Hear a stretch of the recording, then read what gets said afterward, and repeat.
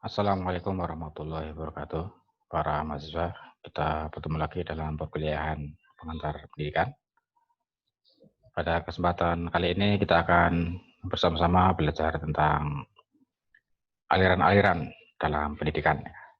Ya, ini sebuah materi tentang berbagai perkembangan pemikiran ya, di dunia pendidikan ya. Sejak masa lalu ya sampai hari ini gitu ya. Ya baik, saya share materinya ya.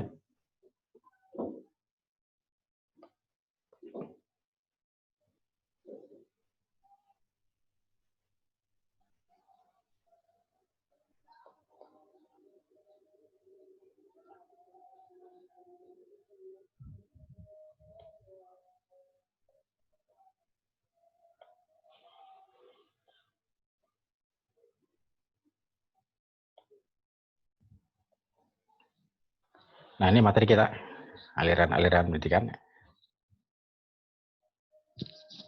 Ya baik, pelaksanaan pendidikan selalu bersifat dinamis ya, sesuai dengan dinamika manusia dan masyarakatnya. Jadi sekali lagi seperti yang dulu sudah kita bahas bahwa pendidikan ini tidak lepas dari manusia ya, dan kehidupan manusia itu selalu berubah ya, selalu dinamis ya. Masyarakat manusia selalu dinamis, selalu berubah-ubah ya.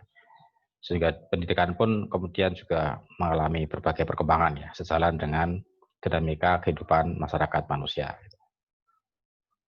Nah, berbagai pemikiran berkembang ya, sejalan dengan dinamika perkembangan masyarakat ya. Dengan berbagai perkembangan masyarakat itulah kemudian juga muncul ya, atau lahir ya, pemikiran-pemikiran di bidang pendidikan. Pemikiran-pemikiran tersebut terus berubah-ubah ya, sehingga melahirkan berbagai aliran pendidikan. Pemikiran-pemikiran yang membawa pembaruan ya dalam pendidikan ya, yang kita sebut sebagai aliran pendidikan. Nah ini yang dimaksud dengan aliran pendidikan itu ya, jadi berbagai pemikiran di dunia pendidikan yang kemudian membawa pembaruan gitu ya. Ya baik, sejak dulu kala sudah berkembang berbagai pemikiran pendidikan ya, berbagai aliran pendidikan ya, sehingga oleh beberapa ahli kemudian diklasifikasi ya, dibuat berbagai teori ya tentang aliran dalam pendidikan. Nah, yang pertama kita pelajari dulu tentang aliran-aliran yang sudah klasik ya, yang sudah lama sekali berkembang di dunia pendidikan. Ya, ada 4 teori ini, ada 4 aliran ya. Yang pertama adalah empirisme, yang kedua nativisme, yang ketiga konvergensi, dan yang keempat naturalisme ya. Ini. Ya baik, kita pelajari satu persatu. Yang pertama adalah empirisme. Nah, ini dicetuskan oleh John Locke ya. John Locke dari Inggris ya. Ya, empirisme berasal dari kata empiri yang berarti pengalaman. Aliran ini menyatakan bahwa perkembangan seorang individu akan ditentukan oleh pengalaman selama perkembangan individu tersebut. Jadi faktor yang paling berpengaruh terhadap perkembangan individu itu adalah pengalaman.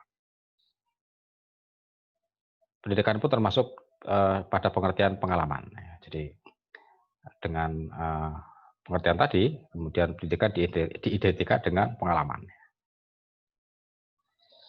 Nah, teori yang terkenal dari John Locke ini adalah yang disebut dengan teori tabula rasa ya, atau teori kertas putih ya. Jadi seorang anak yang lahir itu diibaratkan seperti kertas putih ya, atau meja lilin ya, yang belum ada tulisannya. Jadi kalau Anda membuka buku, di situ kertasnya masih kosong ya, belum ada tulisannya apapun ya. Nah, anak itu diibaratkan seperti itu. Ketika lahir dia masih kosong ya. Masih seperti kertas yang belum ada tulisannya. Jadi masih bersih ya, masih suci begitu ya. Nah, ya nanti keluarganya, orang-orang di sekitarnya lah ya, lingkungannya lah ya, yang akan memberi warna pada kertas itu ya, yang akan memberi corak, memberi tulisan ya pada kertas itu ya. Nah, sehingga anak juga akan banyak dipengaruhi oleh faktor-faktor dari luar ya, dari luar dirinya. Nah, ini menurut John Locke.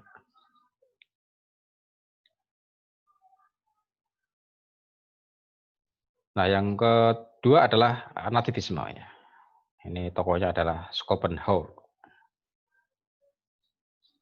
Nativisme berasal dari kata nati, yang berarti terlahir ya. Nah, menurut aliran ini menyatakan bahwa perkembangan individu ditentukan oleh faktor keturunan atau bawaan dari lahir. Jadi anak lahir itu sudah membawa sesuatu ya, ada bawaan dari lahir ya. Nah, ini berbeda dengan teori yang tadi ya, yang tabula rasa dari John Locke ya, atau teori empirismenya John Locke ya. Kalau John Locke mengatakan bayi lahir masih bersih, masih suci, masih belum ada isinya ya, belum bawa apa-apa begitu. Ya, nanti orang-orang di sekitarnya lah ya, lingkungannya lah yang akan mewarnai dia begitu. Nah, tapi kalau menurut ini, sejak lahir anak itu sudah ada bawaan, punya bawaan tersendiri ya. Dan bawaan itu nanti akan mengarahkannya kepada kebaikan atau sebaliknya ya. Sehingga jika anak mempunyai bawaan yang tidak baik ya atau jahat, maka ia akan menjadi jahat. Jika anak memiliki bawaan baik atau bakat yang baik, maka ia akan menjadi baik. Jadi faktor bawaan itu berpengaruh ya. Kalau bawaannya baik, maka dia akan punya kecenderungan yang besar untuk menjadi baik dan sebaliknya. Nah, aliran ini mengakibatkan pesimistik di dunia pendidikan ya. Karena pendidikan menjadi tidak berdaya menghadapi perkembangan manusia ya. Karena ya itu karena anak sudah dianggap punya bawaan tersendiri ya, maka bawaan itulah yang nanti akan dianggap memiliki pengaruh besar terhadap kehidupannya ya. Nah, kalau bawaannya baik, maka akan menjadi baik. Tapi yang ya repot nanti kalau bawaannya tidak baik. Dan pendidikan tidak bisa berbuat banyak untuk memperbaiki anak tersebut ya. Ini ya. Dan menjadikan kita pesimis ya. Wah, ini anak sudah bawaannya sejak lahir tidak baik. Nah, dia apa-apakan ya susah ya, tetap tidak baik gitu. Ini menimbulkan pesimisme gitu ya. Ini nativisme. Nah, berikutnya adalah naturalisme. Ini tokohnya adalah Jean-Jacques Rousseau ya. Ini dari Prancis ya. Ya, karena ini orang Prancis ya, membacanya ya Jean-Jacques Rousseau gitu ya. Sering disingkat JJ Rousseau. Nah, naturalisme ini menyatakan bahwa semua anak yang dilahirkan pada dasarnya dalam keadaan baik. Anak menjadi rusak atau tidak baik karena campur tangan manusia. Ini berbeda lagi dengan nativisme ya. Kalau ini justru menganggap semua anak yang lahir itu baik. Yang merusak adalah lingkungannya. Sehingga pendidikan hanya memiliki kewajiban untuk memberikan kesempatan kepada anak untuk tumbuh dengan sendirinya. Pendidikan hendaknya diserahkan kepada alam.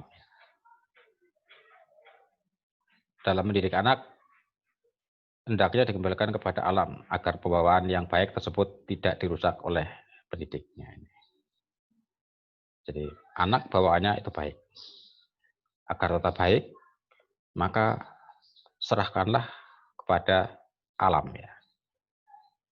Alam yang ya pada hakikatnya adalah baik ya, sehingga nanti anak itu akan tetap menjadi baik ya. Justru nanti kalau diserahkan kepada yang bukan alam ya, atau di luar alam ya, di luar kondisi alam ya, maka bisa menjadi rusak anak ini ya. Dan seperti itulah ya, manusia ya, orang-orang di sekitarnya lah yang bisa menjadikan kondisi anak yang pada dasarnya baik bisa menjadi rusak gitu ya. Maka serahkanlah anak itu kepada kondisi alamiahnya ya. Kondisi situasi yang alamiah ya. Sehingga anak tetap terjaga menjadi anak yang baik gitu. Nah, ini naturalisme. Nah, berikutnya adalah konvergensi ya. Ini Tokohnya adalah William Stern. Nah, teori ini merupakan teori gabungan ya. Konvergensi itu artinya gabungan. Jadi menggabungkan berbagai unsur yang dapat mempengaruhi anak. Menurut aliran ini, pembawaan dan lingkungan mempunyai peran penting dalam perkembangan individu. Jadi baik faktor bawaan yang dibawa anak sejak lahir maupun faktor dari lingkungannya itu sama-sama punya peran ya dalam perkembangan individu. Seorang anak punya bawaan yang baik, kemudian berada dalam lingkungan yang baik, maka itu akan sangat penting bagi perkembangan dirinya ya menjadi manusia yang baik. Gitu. Jadi ini gabungan antara faktor bawaan dengan faktor lingkungan. Ya. Dua-duanya itu dianggap sebagai faktor yang sama-sama pentingnya. Gitu.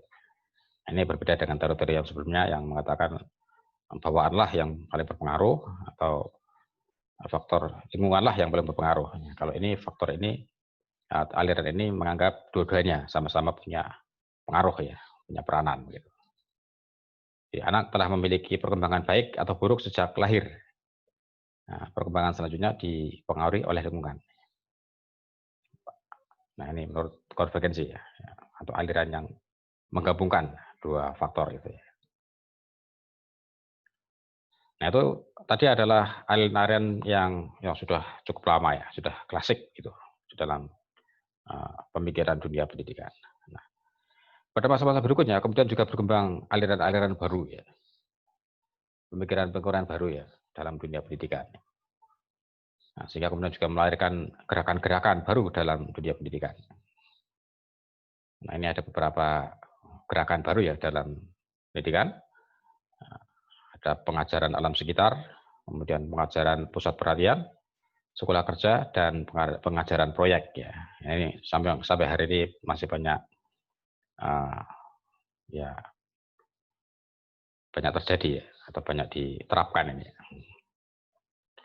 Kalau teori yang tadi yang klasik itu bisa jadi ada benarnya ya, atau bisa juga ada kekurangannya gitu ya.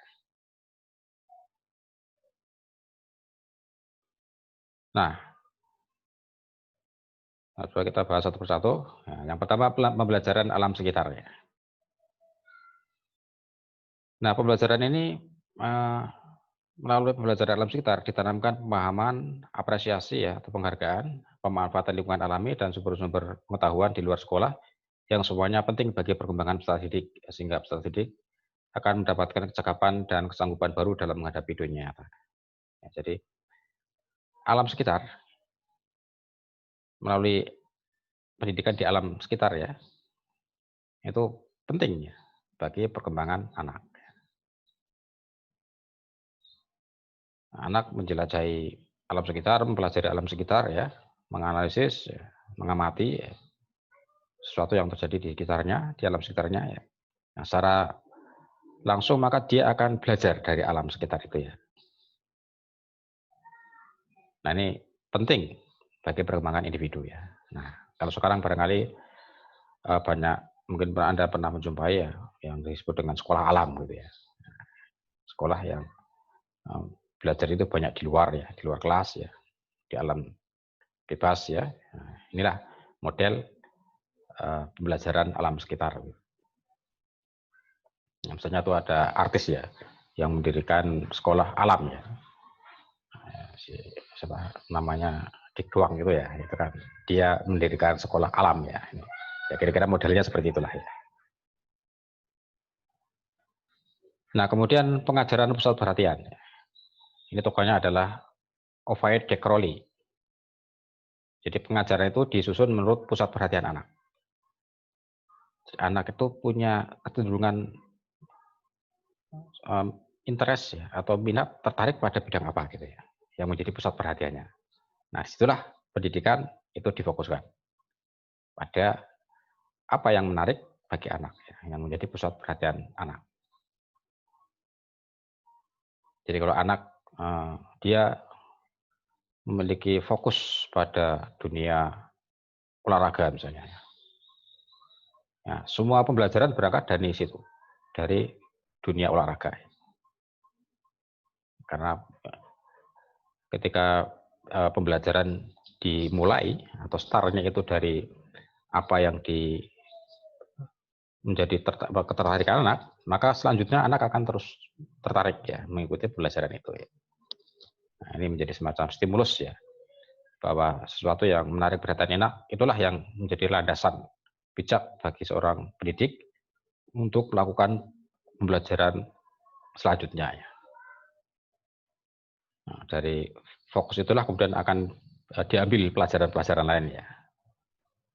Nah, jadi misalnya tadi anak fokus ya. Jadi kalau anak misalnya menyaksikan pertandingan olahraga, pertandingan sepak bola misalnya ya, anak sangat minat di situ, sangat senang ya, sangat fokus kalau menonton sepak bola misalnya.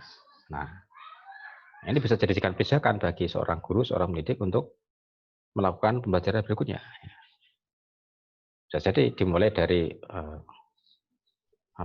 dunia olahraga sepak bola tadi ya, kemudian akan berkembang ke tema-tema yang lain ya, tema-tema pembelajaran ya. Nah, dalam pengajaran ini anak selalu bekerja sendiri tanpa ditolong dari lain. Jadi juga menekankan pada kemandirian belajar anak. Anak ya tidak mengandalkan bantuan atau pertolongan ya, dari guru ya, dari orang lain ya, tapi dia akan lebih banyak belajar secara mandiri gitu. Ya, karena dia sudah punya fokus sendiri, ya, otomatis dia akan terus berusaha untuk fokus di bidang itu ya. Dan ketika ditambahkan pelajaran lain, ya, dia juga akan ya tetap fokus terus ya, karena sejak awal memang dia tertarik ya di bidang itu ya, kan fokus terus gitu. Nah, kemudian sekolah kerja ini dikembangkan oleh Josh Kerenstein-Tyner ya. Ini bentuk sekolah untuk menjadi warga negara yang baik ya, yaitu mendidik agar anak agar pekerjaannya tidak merugikan masyarakat dan justru malah memajukannya.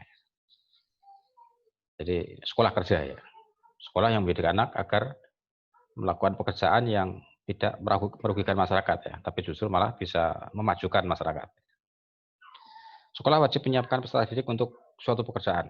Pekerjaan tersebut hendaknya juga untuk kepentingan negara. Jadi yang menjadi pusat tujuan pembelajaran adalah kerja untuk masa depan. Ini kalau sekarang di Indonesia ini seperti sekolah vokasi gitu ya. Sekolah-sekolah yang menekankan pada kerja ya, keterampilan ya, kecakapan gitu ya. Nah, kecakapan itu tidak hanya untuk dirinya sendiri ya, tidak hanya untuk masyarakatnya, ya, tapi juga untuk negaranya. Gitu. Nah, sehingga ini ya mungkin kalau sekarang model-model sekolah SMK gitu ya, sekolah-sekolah yang orientasi pada kecakapan ya, pada pekerjaan gitu ya. Ini yang sesuai ya dengan model sekolah kerjanya Josh Kerenstein-Tyner ya. Nah, ini sekolah kerja ya. Nah, kemudian berikutnya adalah pengajaran proyek. Ya. Ini tokohnya adalah Kilpatrick ya, yang menanamkan pengajaran proyek sebagai suatu kesatuan tugas yang sesuai dengan kebutuhan peserta didik dan dikerjakan bersama-sama dengan kawan-kawannya. Menurut Kilpatrick, dengan tetap duduk di bangku masing-masing, maka pembentukan watak para peserta didik tidak dapat terlaksana. Jadi ini model pendidikan yang siswa diberi tugas bersama teman-temannya ya, mengerjakan suatu pekerjaan bersama atau suatu proyek tertentu ya. Proyek bukan dalam pengertian proyek bangunan dan sebagainya ya, tapi proyek yang terkait dengan dunia pendidikan ini ya. Kemudian dia kerjakan bersama teman-temannya. Nah, disitulah kemudian akan tumbuh atau terbangun karakter watak mereka ya, karena dengan bekerja bersama-sama ya. Nah, jadi ini ada dua keuntungan ya toh. Yang pertama bisa mengerjakan suatu pekerjaan bersama-sama. Di sisi lain juga akan membangun karakter anak-anak ya. Jadi misalnya suatu saat ada diminta oleh seorang dosen untuk mengerjakan tugas kelompok misalnya, suatu proyek tertentu, nah, misalnya melakukan penelitian tentang situs-situs sejarah di Madiun ini. Ya kan, proyek penelitian situs atau peninggalan sejarah di Madiun. Anda kerjakan berkelompok sampai dari mulai perencanaan ya, sampai hasil ya. Nah, Anda bekerja sama di dalam kelompok itu. Nah, dalam pekerjaan itulah nanti juga akan terbangun karakter bersama ya, di dalam kelompok. Ya.